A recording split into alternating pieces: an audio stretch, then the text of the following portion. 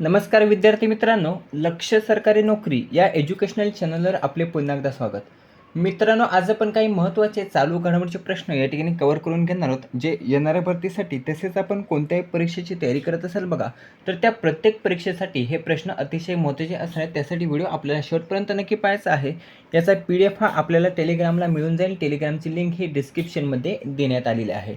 त्या ठिकाणी आपण टेलिग्राम चॅनल जॉईन करू शकता आणि याचा PDF हा त्या ठिकाणी उपलब्ध करून घेऊ शकता. आजचा आपला भाग असणार 498. या भागामध्ये आपण 4 एप्रिल 2026 या दिवसातील काही महत्त्वाचे चालू घडामोडीचे प्रश्न या ठिकाणी कव्हर करून घेणार आहोत. प्रश्न सर्व महत्त्वाचे असणार आहेत. व्हिडिओ शेवटपर्यंत नक्की पाहायचा आहे. प्रश्न पहिलाच आहे बघा, president of India police colour पुरस्कार या पुरस्काराने कोणत्या पोलिसांना गौरविण्यात आले किंवा कोणत्या राज्यातील पोलिसांना गौरविण्यात आले? तर लक्षात ठेवायचं आहे, पर्याय क ओडिशा पोलीस. तर ओडिशा पोलीस यांना बघा president of India police colour पुरस्कार किंवा राष्ट्रपती ऑफ इंडिया पोलीस रंग पुरस्कार जो आहे बघा, तर तो ओडिशा पोलिसांना या पुरस्काराने गौरविण्यात आलेले आहे. लक्षात ठेवायचं आहे, हा जो काही पुरस्कार आहे बघा president of India police colour, तर हा निशान म्हणूनही ओळखला जाणारा राष्ट्रपतींचा पोलीस कलर पुरस्कार आहे. लक्षात ठेवायचं आहे, काय तर निशान म्हणून ओळखला जाणारा राष्ट्रपतींचा पोलीस कलर पुरस्कार. हा भारतातील पोलीस दलाला त्यांच्या अपवादात्मक सेवा, शौर्य आणि व्यावसायिकतेच्या सन्मानार्थ दिला जाणारा सर्वोच्च सन्मान आहे. लक्षात ठेवायचा आहे. प्रश्न हा महत्त्वाचा आहे, विचारला जाऊ शकतो. कशासाठी दिला जातो? तर अपवादात्मक सेवा, शौर्य आणि व्यावसायिकतेच्या सन्मानार्थ हा पुरस्कार दिला जातो, जो सर्वोच्च पुरस्कार आहे. लक्षात ठेवायचा आहे. हा जो काही पुरस्कार आहे तर तो राज्य पोलीस दलाच्या किंवा केंद्रीय सशस्त्र पोलीस दलाच्या दीर्घकालीन उत्कृष्टतेची आणि वचनबद्धतेची पोचपावती म्हणून दिला जातो. लक्षात ठेवायचं आहे.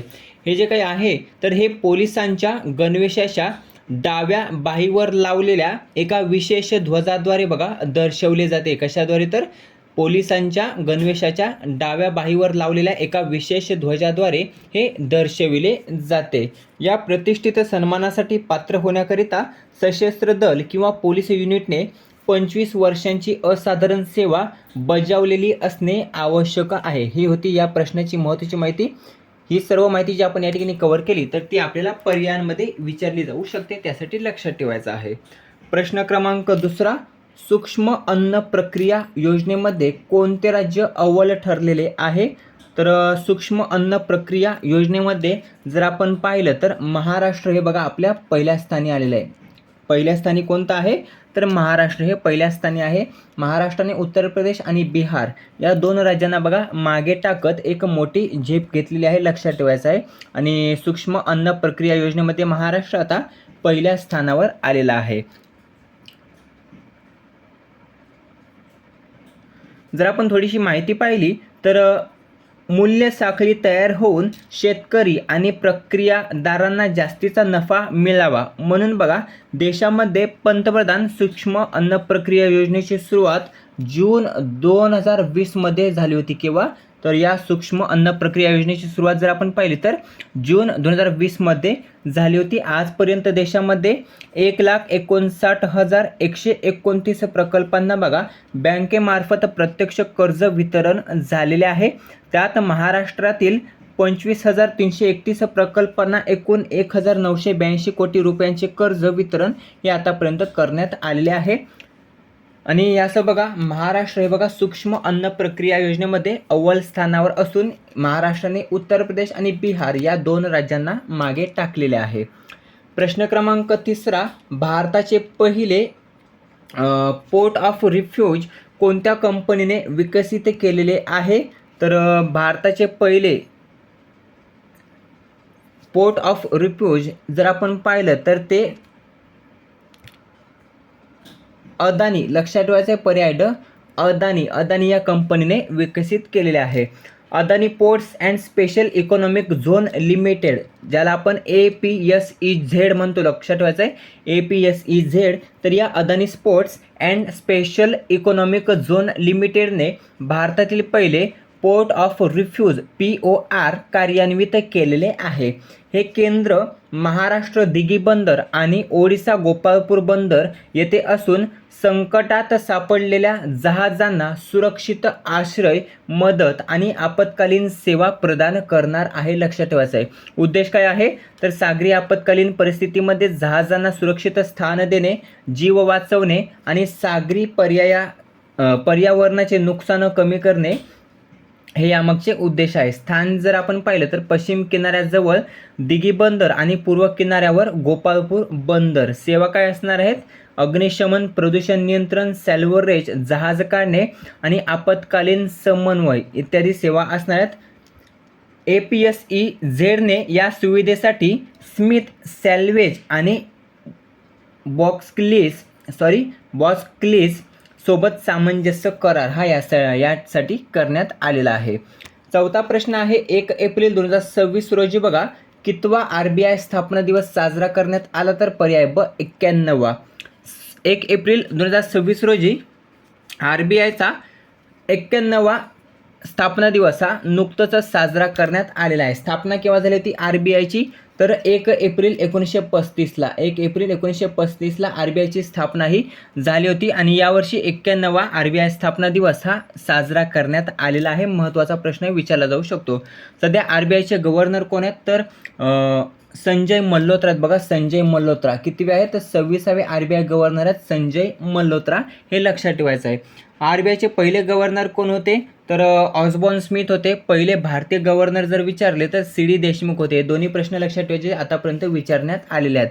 CD देशमुख पहिले भारतीय आणि पहिले जर विचारले तर ऑस्बॉर्न स्मिथ.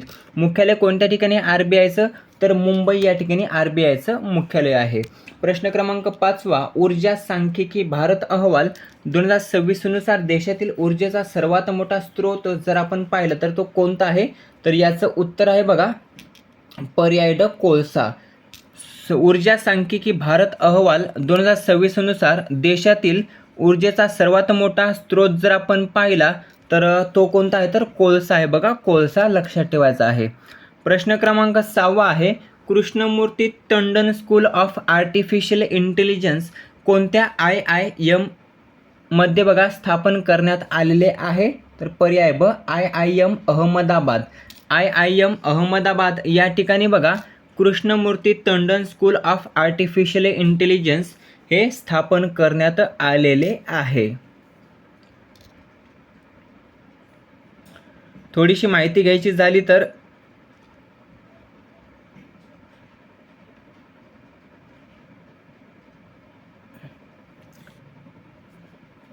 IIMच्या 1975च्या PGP वर्गाच्या पदवीधर चंद्रिका कृष्णमूर्ती टंडन येथे बघा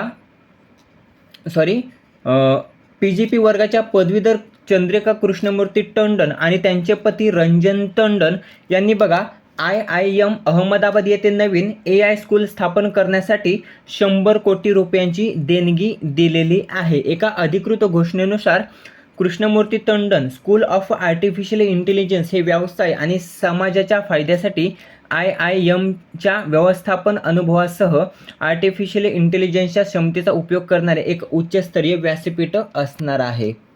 कोणत्या ठिकाणी स्थापन केले जाणार आहे तर IIM अहमदाबाद या ठिकाणी. 7वा प्रश्न आहे गुरंजत सिंह यांनी खालीलपैकी कोणत्या खेळातून निवृत्ती ही जाहीर केलेली आहे तर गुरंजत सिंह यांनी बघा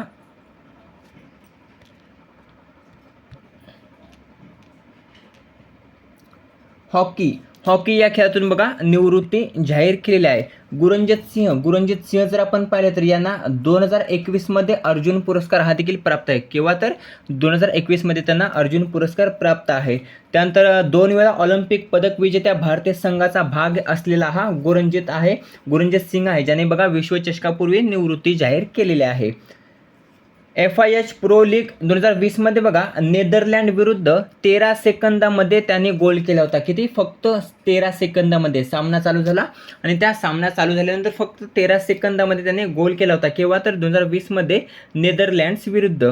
सर्वात जलद आंतरराष्ट्रीय गोल करण्याचा भारतीय विक्रम ही गुरंजित सिंग याच्याच नावावर आहे. फक्त 13 सेकंदामध्ये त्याने गोल केला होता हे लक्षात ठेवायचं आहे. 8वा प्रश्न आहे, आय पी एलमध्ये 4000 धावा करणारा पहिला खेळाडू कोण ठरला आहे? तर आय पी एलमध्ये 4000 धावा करणारा पहिला खेळाडू जर आपण पाहिलं तर पर्याय क विराट कोहली. विराट कोहली ठरलेला बघा आय पी एलमध्ये 4000 धावा करणारा पहिला खेळाडू. कोणत्या संघामध्ये खेळतो? तर RCB, रॉयल चॅलेंजर्स बंगळुरू या संघामध्ये बघा खेळतो विराट कोहली, जो आय पी एलमध्ये 4000 धावा करणारा पहिला खेळाडू ठरलेला आहे. प्रश्न क्रमांक 9 आणि शेवटचा प्रश्न, मुंबई महानगरपालिकेच्या पहिल्या महिला आयुक्त कोण ठरलेल्या आहेत? ज्याचं उत्तर आपल्याला कमेंट करून सांगायचं आहे. हा देखील प्रश्न महत्त्वाचा आहे, मुंबईसाठी महत्त्वाचा आहे, तो विचारला जाईल. व्हिडिओ कसा वाटला कमेंट करून नक्की सांगायचं. व्हिडिओ आवडल्यास मित्रांसोबत जास्तीत जास्त शेअर करायचा आहे. याचा PDF हा आपल्याला टेलिग्रामला प्राप्त होऊन जाईल. टेलिग्रामची लिंक ही डिस्क्रिप्शनमध्ये देण्यात आलेली आहे. त्या ठिकाणून आपण टेलिग्राम चॅनल जॉईन करू शकता आणि आपला PDF जो आहे बघा तर तो पाहू शकता. भेटूया पुढील भागामध्ये. धन्यवाद.